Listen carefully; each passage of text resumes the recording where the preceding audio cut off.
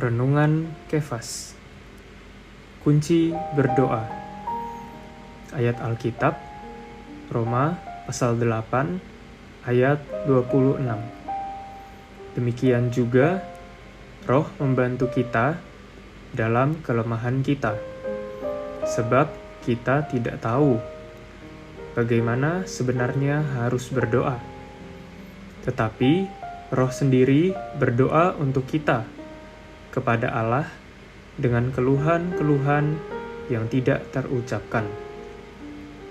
Sobat Kefas, kelemahan kita sangat mudah ternyatakan dalam doa kita. Tak ada yang menyingkapkan kelemahan rohani kita melebihi doa. Lihatlah betapa sulitnya murid-murid berjaga-jaga dan berdoa di Taman Getsemani. Tetapi syukur kepada Tuhan, kita memiliki Roh yang besar sebagai penolong kita. Kita harus percaya kepada Roh yang berhuni untuk beroperasi di dalam kita menurut kekuatannya, karena Dia adalah bantuan kita pada saat kelemahan dan kebodohan kita. Meskipun kita tidak tahu bagaimana berdoa, Roh Kudus ada di dalam kita. Dia tahu kehendak Allah, dan Dia akan mengajar kita untuk berdoa menurut kehendak Allah. Dalam berdoa, pilihan kata memang penting, tetapi perkataan kita harus tepat pada sasaran.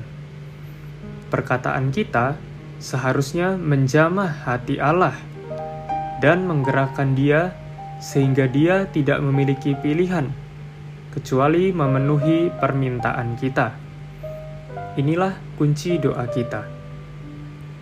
Ketika Allah menyatakan kepada Abraham bahwa Dia akan menghakimi Sodom dan Gomora karena kejahatan mereka, Abraham menunggu di hadapan Allah. Lalu ia mulai berdoa bagi Sodom. Ia tidak hanya membuka mulutnya dan memohon terus-menerus, "Ya Allah, belas kasihani Sodom dan Gomora." Abraham berpegang pada fakta bahwa Allah adalah Allah yang adil dan benar. Inilah kunci doanya. Terang hari ini. 1. Hal penting apa yang perlu diperhatikan saat berdoa? 2. Bagaimana dengan pengalamanmu? Sudahkah doamu tepat sasaran? Poin doa: berdoa agar Tuhan memberi kita hikmat ketika berdoa, sehingga perkataan kita sesuai dengan kehendak-Nya.